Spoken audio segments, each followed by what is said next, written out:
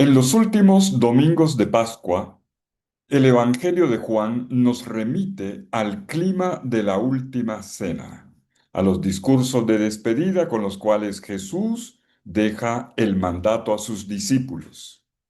En el quinto domingo, hoy, escuchamos los primeros versículos del capítulo 14, donde, interrogado por sus discípulos, precisa algunas realidades importantes de su vida. Va a preparar un puesto, una morada junto al Padre. Pero ellos dicen que no conocen el camino para esta morada divina. Jesús entonces dice, yo soy el camino, la verdad y la vida. Antes de llegar a esta página tan importante del Evangelio, rica además para nuestro caminar cristiano, veamos las primeras lecturas dispuestas para este domingo. La primera lectura está tomada del libro de los Hechos de los Apóstoles en el capítulo 6, versículos 1 al 7. El pasaje lo podríamos titular Del conflicto comunitario a la diaconía de la palabra y de la mesa. El relato comienza narrando brevemente una situación de conflicto en la comunidad madre de Jerusalén que está creciendo más y más. Los cristianos de esta comunidad eran de origen hebreo, pero estaban divididos por una razón lingüística en dos comunidades según su proveniencia. Los que venían de las comunidades de la diáspora, o sea, dispersas fuera de la tierra de Israel, o los nacidos o residentes permanentes en este territorio de Israel. La lengua franca era el arameo. Esto era claro para los residentes de la tierra, pero los que venían de la diáspora hablaban griego y también habían adoptado educación y algunas costumbres del mundo grecorromano. La diferencia se debía notar. De ahí que se formasen dos grupos convertidos, de los convertidos al cristianismo, los helenistas y los hebreos. La organización, que al comienzo parecía perfecta, gracias a la diaconía, narrada en Hechos 2:42 y en los otros dos sumarios del capítulo 4 y 5, este compartir comunitario expresado en el poner en común los bienes, con el paso del tiempo comenzó a presentar fracturas. Las viudas del grupo helenista se quejan por haber sido descuidadas en la distribución de las ayudas. Ahí comienza el texto. ¿Quiénes eran estas viudas? Son las viudas de los helenistas. Si tenemos en cuenta que el sueño de muchos judíos de la diáspora era venir a la tierra del Señor y morir en Jerusalén, por lo tanto, allí debían continuar sus viudas. Ahora bien, estas necesitaban del apoyo de la comunidad para poder subsistir. Y de hecho, la comunidad ya lo había previsto, como lo hemos señalado en esta cita del capítulo 4, versículo 32. Todos ponían en común y se repartía según las necesidades. Ahora bien, ¿en qué consistía el servicio de las mesas? Consistía en providenciar cada día un recipiente de alimento a los pobres, incluso a quienes estaban de paso, con lo recolectado semanalmente por las casas cristianas. De esto se ocupaba un grupo compuesto por al menos 3 personas. Sabemos de una familia, por ejemplo, que ofrecía cada viernes el dinero necesario para 14 comidas. Eso era bastante, pero solo para los pobres de la ciudad. El narrador de Hechos cuenta brevemente el problema. Leamos el capítulo 6, versículo 1. En aquellos días, al crecer el número de los discípulos, se levantó una queja entre los de los helenistas contra los hebreos porque sus viudas eran desatendidas en la asistencia diaria. Ante esto, los apóstoles convocan a la comunidad, dice el versículo 2. Luego exponen la situación, versículo 3. Y delinean ahí un camino de solución. Toman una decisión, instituir un nuevo grupo de servidores al lado del grupo de los 12. Un grupo de 7 que obrarán al lado del grupo de los 12. Esto dice el versículo 4, y la propuesta es bien recibida.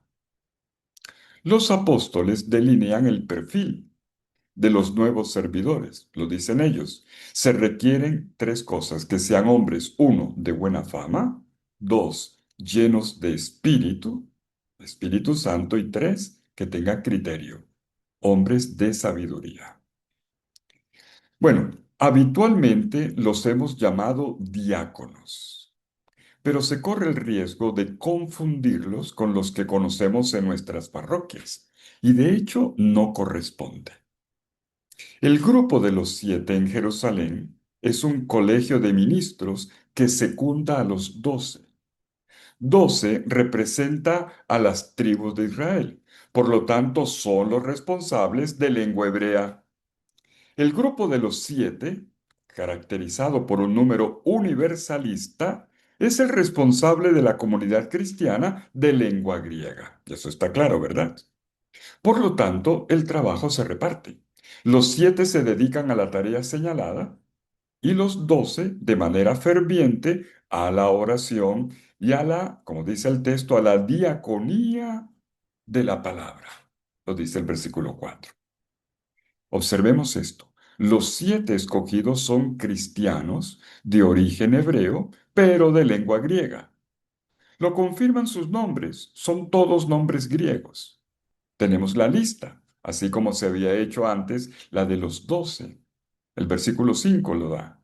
Eligieron a Esteban, lleno de fe y de Espíritu Santo; a Felipe, a Prócoro, a Nicanor, a Timón, a Parmenas y a Nicolás, prosélito de Antioquía.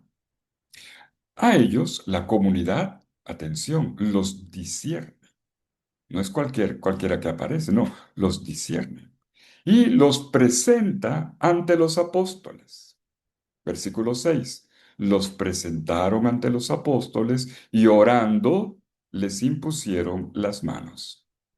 Los apóstoles hacen sobre ellos el gesto de la imposición de manos, común en el mundo hebreo, para significar en la comunión del Espíritu Santo y la transmisión de un encargo.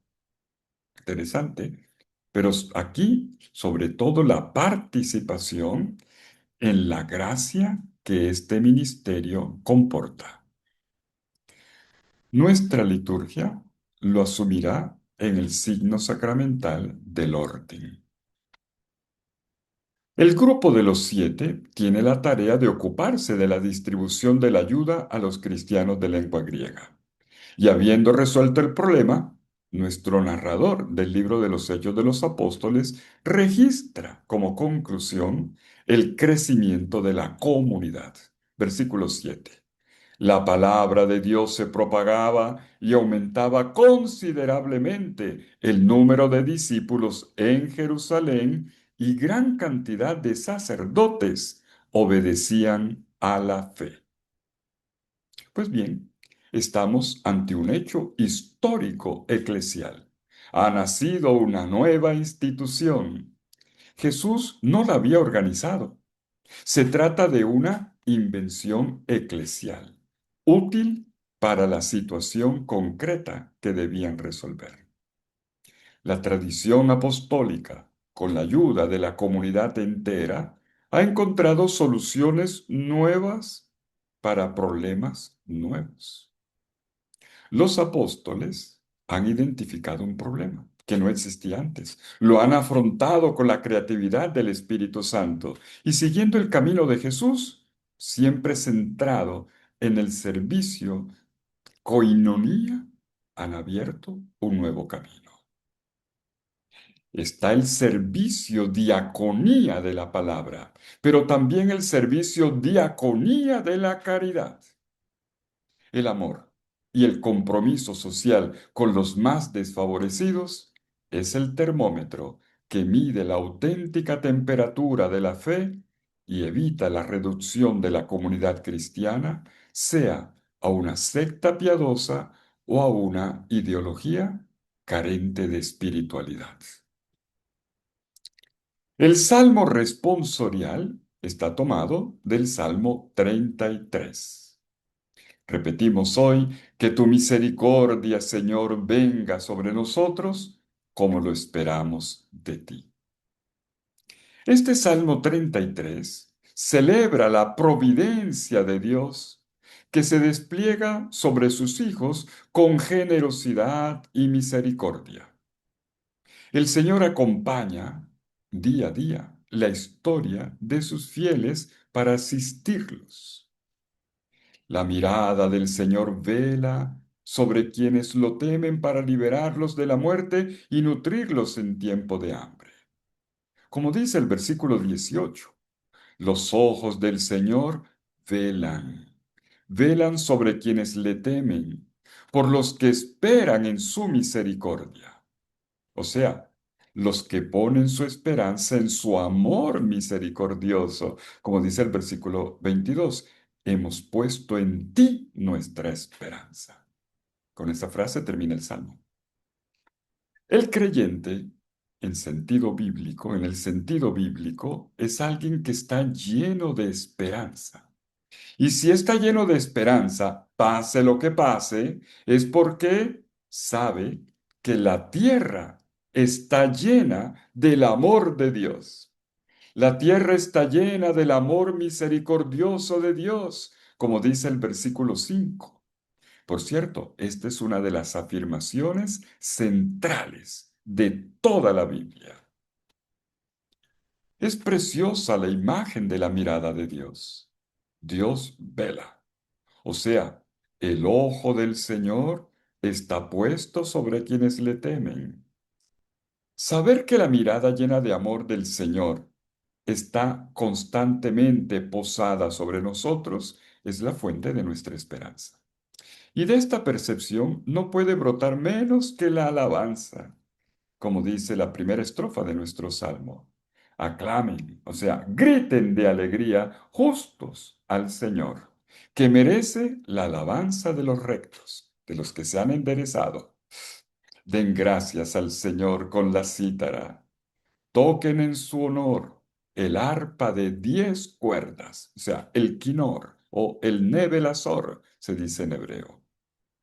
La conexión con la primera lectura la podemos ver en la referencia a la distribución de los alimentos. ¿Ven? El Salmo y la primera lectura. Se trata de la providencia de Dios, que está atenta para no desamparar a sus fieles, a sus hasidim, en la necesidad y en los momentos, tampoco en ningún momento difícil, como vimos ahora, proveyendo incluso nuevas instituciones para afrontar, para resolver problemas en los nuevos tiempos, hasta en eso. El sentido profundo está en esto. El Señor acompaña y guía a su iglesia, ofreciéndole la capacidad de encontrar caminos oportunos y propicios en las diversas situaciones en las que ésta se encuentre. La segunda lectura está tomada de la primera carta del apóstol San Pedro en el capítulo 2, versículos 4 al 9. Ya vamos en la parte central de esta carta, que recoge catequesis bautismales de la primitiva iglesia, texto que nos acompaña en este tiempo de Pascua. En esta ocasión nos detenemos, escuchen esta expresión, en un midrash sobre la piedra. Su tema es la piedra. El término hebreo midrash quiere decir investigación, búsqueda, exploración, escrutar. Se trata de un método típicamente hebreo de exégesis, según el cual los diversos textos bíblicos se juntan para buscar un sentido. ¿Cómo se aplica en este caso? El apóstol Pedro parte de su propio nombre. Su nombre era Simón, ¿verdad? Bueno, pero Jesús le dio un nombre nuevo. Lo llamó Kefas, en arameo, piedra. Una manera de decir que él era la roca, una base para la construcción de su comunidad. Pero Pedro ahora se dirige a los recién bautizados, a los neófitos, a los recién nacidos, recién injertados en Cristo, para hacerles la misma propuesta. Versículo 5. También ustedes son piedras vivas. Pero atención, la piedra fundamental es Cristo. Es decir, el discípulo es una piedra sostenida, apoyada por una piedra de fundamento mayor. Pedro ve a todos los cristianos unidos profundamente a Cristo. Ustedes también son piedras vivientes en Cristo. Y por eso, dice el versículo 4, acérquense a Él, aférrense a esta piedra, porque en Él ustedes son construidos. El Espíritu Santo edifica un nuevo templo con las piedras vivientes que son los cristianos. Siempre, siempre sobre la piedra angular, escogida, preciosa, que es Cristo, dice Pedro en el versículo 6, citando Isaías 28:16. Cristo es la piedra viviente, el resucitado, el fundamento de la vida. Y enseguida Pedro, releyendo el Salmo 118 en el versículo 22, afirma que Cristo ha llegado a serlo para nosotros, la piedra, precisamente por su misterio pascual. Los hombres lo descartaron, pero Dios lo eligió considerándolo precioso y lo puso como fundamento, la piedra angular, preciosa, escogida. Él es el punto de referencia para todos nosotros. O construimos con Cristo hacia lo alto, con solidez, con una bella edificación, o por el contrario, se convierte en piedra de tropiezo que nos manda al suelo. Versículo 8, citando de nuevo Isaías, pero ahora en el capítulo 8, versículos 14 y 15. Si no se construye sobre Cristo, se vuelve en piedra de tropiezo. Quien rechaza a Cristo tropieza con esta piedra. Es fuerte. Pero hay una buena noticia para quienes han recibido a Cristo. Versículo 9. Ustedes son linaje escogido, sacerdocio real, nación santa, pueblo que Dios ha adquirido en propiedad para sí. Ahora está citando el libro del Éxodo en el capítulo 19, versículos 5 y 6. Y termina diciendo, ustedes tienen la misión de pregonar las maravillas de aquel que los llamó de las tinieblas a su luz admirable. Pedro les dice, yo he hecho lo que me corresponde. Los he puesto sobre el fundamento que es Cristo, pero cada uno de ustedes, siendo una piedra viviente, está llamado a encontrar su lugar en la construcción para realizar el edificio espiritual hecho por el Espíritu Santo, para convertirse en un sacerdocio santo y para ofrecer como tal los sacrificios espirituales que son agradables a Dios. Retengamos esto. Es todo el organismo eclesial el que se convierte ahora en sacerdocio.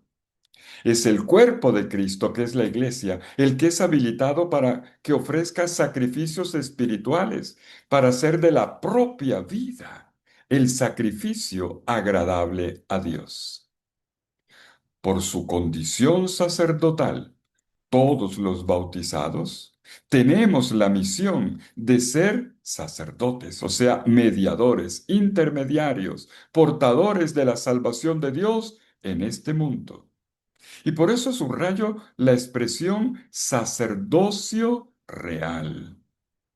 Estamos aquí ante un vocabulario particular. En griego se dice hierateuma, exactamente. Un término que indica a una agrupación de sacerdotes. No es algo abstracto, ni idealizado. Indica un colectivo, una comunidad, así como strateuma es un cuerpo de soldados o politeuma, el conjunto de los ciudadanos, y erateuma es el conjunto de los sacerdotes. Pedro dice a la comunidad, ustedes como comunidad son un colegio sacerdotal que tiene una tarea real, o sea, tiene la misión de regir el mundo, puesto que ustedes son sacerdotes mediadores entre Dios y el mundo, entre el mundo y Dios, tienen la responsabilidad en el mundo. Eso no es cualquier cosa. Es la realidad de lo que se ha llamado el sacerdocio común de todos los bautizados. ¿Han escuchado hablar de eso? Toda la iglesia es un cuerpo sacerdotal.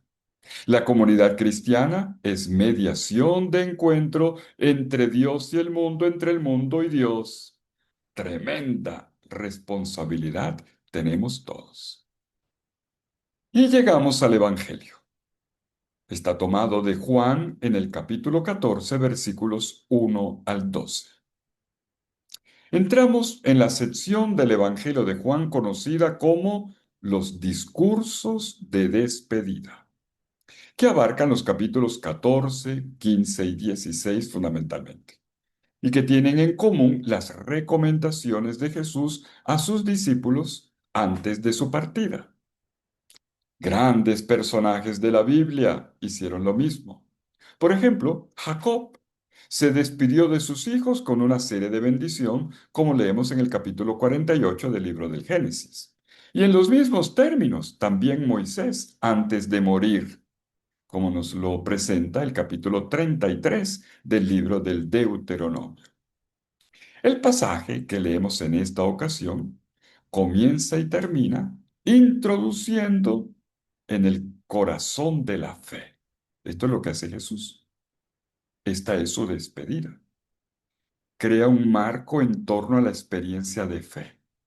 Al inicio dice, no se turbe su corazón. ¿Creen en Dios? Crean también en mí. Y al final, en el versículo 11 de nuestro pasaje, dice, créanme, créanme, yo estoy en el Padre y el Padre en mí. Y si no, crean por las mismas obras. El creer está puesto en el centro de nuestro pasaje, al principio, al final y en el centro nos lo va a explicar. Nos va a decir cómo se hace esta experiencia. Jesús saca fuera lo que sus discípulos nunca debieran olvidar, y lo recalco, les hace entrega del don mayor de su corazón, el creer. Los discípulos ven al frente una tragedia que se precipita. El maestro está a punto de entrar en la noche de la cruz. Sale a flote entonces el miedo de la muerte, el miedo de todos los miedos, cuando se trata de la propia muerte o la de un ser querido. Frente a esta realidad, Jesús entrega el don de la fe. No se turbe su corazón. Tengan fe. La fe que tienen en Dios como hebreos que son, ahora están llamadas a tenerla en mí, dice Jesús. Y decir esto es toda una revolución. Esta fe es una relación profunda, íntima, dinámica con Dios, pero sobre todo en la persona de Jesús. Es por medio de una persona concreta. No es un lugar, no es una doctrina, es una persona, Jesús. El creer en Jesús es esa relación con Él. Y Jesús, para explicarlo, se vale de imágenes espaciales que la mentalidad hebrea conocía muy bien. La imagen de la casa, oikia en griego. Las moradas, monai en griego. Un lugar les voy a preparar, topos se dice en griego. Y un camino, jodos se dice en griego. Casa, moradas, lugar, camino. Son imágenes, atención, todas ellas relacionadas con la simbología del templo. Cuando un israelita escucha la palabra casa, morada, lugar, inmediatamente conecta con el templo de Jerusalén. Pero este templo tiene ahora en Jesús su plena realización. Jesús es el mediador perfecto que introduce a la humanidad en Dios. Lo que se tiene en vista no es solo un lugar llamado cielo, sino la persona misma de Dios en la persona misma de Jesucristo. Estamos ante el vértice de una ruta de revelación que se ha venido trazando desde el Antiguo Testamento. A esta meta de nuestra vida solo Jesús nos puede conducir, en su calidad de Hijo de Dios y de Verbo encarnado. Por eso es que se presenta como el camino, una función que en el Antiguo Testamento le correspondía a la ley, a la Torá. Torá tiene que ver con camino, yará, señalar un camino en hebreo. Él es la verdad, que en el Antiguo Testamento se presentaba firme como una roca, emet, se dice en hebreo. Él es la vida, allá. Él es la vida que une al Creador con sus criaturas por medio de esta comunicación vital, generadora de padres a hijos y con todo lo que esto implica. Toda esta grandeza, un discípulo la vive en la unión y la identificación más estrecha posible con la persona de Jesucristo. Y por eso nuestro texto concluye diciendo que quien cree en Jesús hará las mismas obras suyas. Más aún, las hará mayores. Bueno, hasta aquí he presentado el pasaje en su conjunto. Repasemos ahora los puntos destacados del texto observando cómo se genera y desarrolla un cierto diálogo entre Jesús y sus discípulos en 5 pasos. Primero, ante el ambiente de tristeza suscitado por la separación física inminente, Jesús pronuncia una promesa de comunión. En la casa de mi Padre hay muchas moradas. De lo contrario, les hubiera dicho que voy a prepararles un lugar. Cuando me haya marchado y les haya preparado un lugar, de nuevo vendré y los llevaré junto a mí, para que donde yo estoy, estén también ustedes. Y a donde yo voy, ya saben el camino. Estos son los versículos 2 al 4. Segundo paso, versículo 5. Tomás interviene con la pregunta, Señor, no sabemos a dónde vas. ¿Cómo podremos saber el camino? Bueno, Jesús no va a un lugar físico, sino hacia el Padre. Recordemos el contexto.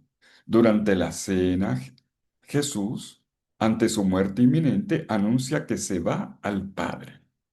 Y el camino para llegar al Padre es Él mismo en persona. Paso número 3. Jesús le responde a Tomás con una frase inolvidable. Versículo 6. Yo soy el camino y la verdad y la vida. Nadie va al Padre si no es a través de mí. Comienza diciendo yo soy. Yo soy es un indicador de identidad personal. Sin embargo, Jesús está presentando un nombre teofórico, o sea, divino. Se trata del modo típico como se presenta el nombre de Dios en el Antiguo Testamento. En este Evangelio de Juan, Jesús lo adopta con alguna frecuencia. Yo soy la luz. Yo soy el pan de vida, yo soy el buen pastor, yo soy la puerta, la vid, la resurrección y la vida. Quiere decir ante todo, yo soy Dios que revela a Dios. Mi persona se presente a Dios en el mundo a partir de mi humanidad. Mi carne, asumida por el Logos, es la revelación de Dios. Por lo tanto, nos está diciendo, se nos dice, pasando por la humanidad de Cristo, es posible llegar al conocimiento de Dios. En este caso dice, yo soy el camino. En griego, hodos. Lo usamos en español cuando decimos método. ¿Han escuchado esa palabra método? Viene de la palabra hodos, camino. Podríamos entender yo soy el método para llegar a Dios. Una expresión similar a la que escuchamos hace una semana. Yo soy la puerta. El sentido es el mismo. Así como el pasar por una puerta implica asumir el estilo de Cristo, Cristo puerta, Cristo nos lleva a Dios, acceso a la salvación, recorrer el camino que es Cristo implica seguir sus huellas, sus pasos, y con él entramos en el mundo de Dios. Pero atención, su humanidad, su historia, su carne, es la ruta que hay que recorrer para llegar a Dios. No es una espiritualidad abstracta, en la humanidad de Cristo. Yo soy la verdad. En la mentalidad semítica, verdad se refiere al contenido de la revelación de Dios, el conocimiento y la comunicación de la misma vida de Dios. De hecho, el término verdad en la Biblia equivale al concepto de revelación. En griego se dice aletheia, un término compuesto por un alfa privativa y la raíz del verbo lanzano, esconder. Por lo tanto, el verbo describe la acción del remover aquello que esconde, es decir, hacer ver, poner al descubierto. De ahí que la verdad en la semántica bíblica no sea un concepto, una idea o un sistema de pensamiento. No, es una persona. El hombre Jesús es la verdad en cuanto da a conocer a Dios Padre. Al pasar por su humanidad podemos conocer la divinidad. Y no es un asunto solamente del revelador, del método y del contenido. Todo apunta a una finalidad. Yo soy la vida en plenitud. Jesús muerto y resucitado es esa misma vida en persona. Ya se lo había dicho a Marta cuando llamó de la tumba a su hermano Lázaro. Yo soy la resurrección y la vida. Dios es vida y es posible y hace posible la vida. Él salva la vida. Salvar aquí es conservar vida. Para esto, precisamente ha enviado a su Hijo Jesús, para darnos vida en abundancia. El objetivo es vivir, y lo repetirá Juan al final de este Evangelio. Les he escrito estas cosas para que crean que Jesús es el Hijo de Dios y el Mesías, y creyendo en Él tengan vida. El objetivo no es la fe. Este es un paso intermedio. El objetivo es vivir. El creer vivifica. Jesús es la revelación de Dios y Dios en persona. Nos hace conocer a Dios con su humanidad para que podamos vivir bien, conducir una vida sana, realizada. Y este puerto de la vida tiene que ver también con su origen, Dios mismo en su paternidad. A él apunta todo lo de Jesús. Nadie va al Padre si no es a través de mí. Y esto implica, por supuesto, el conocer a Jesús. Por eso avanza en el versículo 7. Si me han conocido a mí, conocerán también a mi Padre. Desde ahora le conocen y le han visto. Y esto lleva al cuarto paso. Felipe hace una solicitud. Señor, muéstranos al Padre y nos basta. Versículo 8.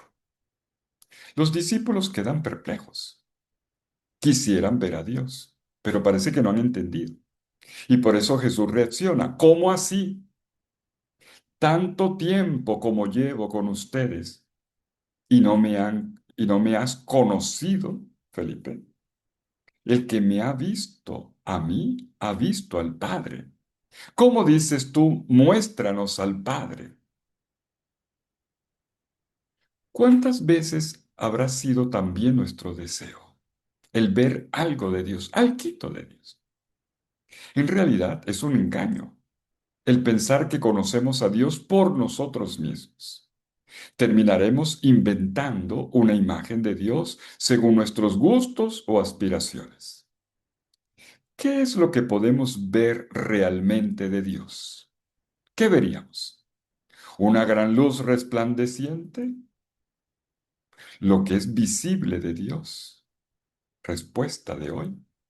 Lo que es visible de Dios ha sido mostrado ya. El que me ha visto a mí, ha visto al Padre, le respondió Jesús a Felipe.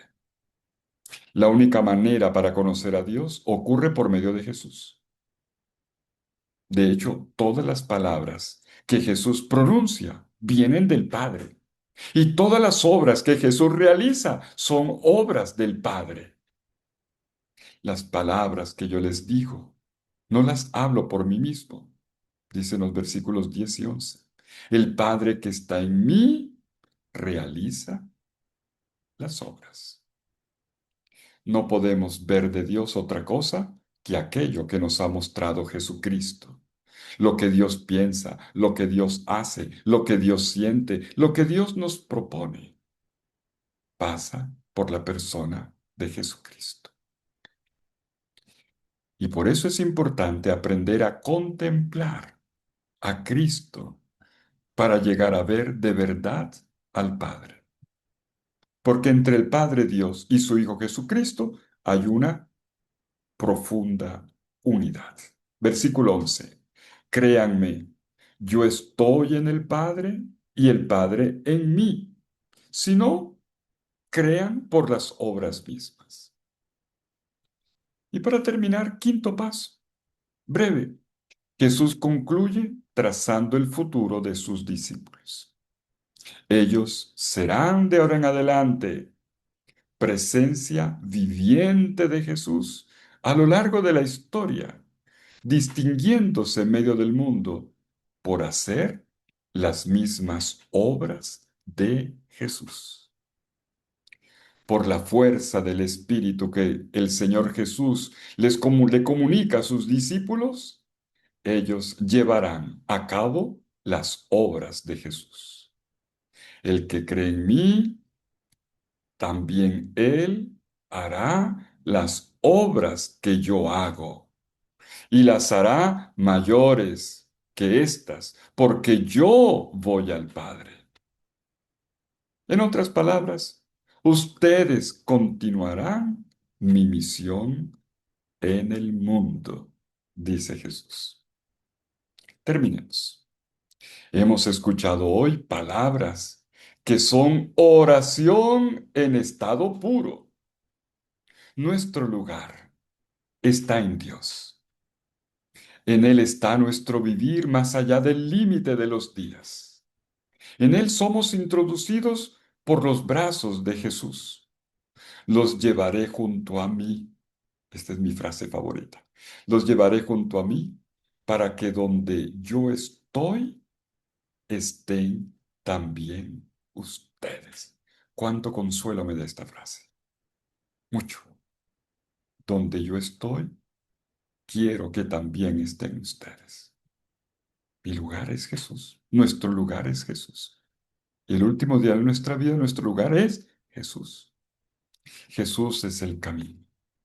Y nosotros somos los que hacemos la ruta de nuestra historia en Él.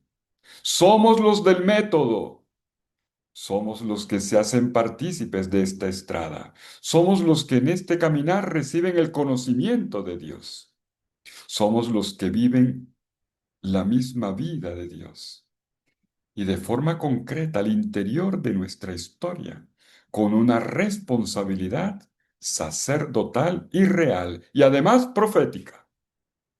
Tenemos la tarea de anunciar y de realizar las grandes obras de Dios para que el mundo crea y se salve. Recordemos, quien ve a Jesús, ve al Padre. Y quien nos ve a nosotros, de alguna manera, debería poder ver a Jesús. Yo pregunto, ¿será que es a Él, a Jesús, a quien nosotros estamos reflejando? Feliz domingo.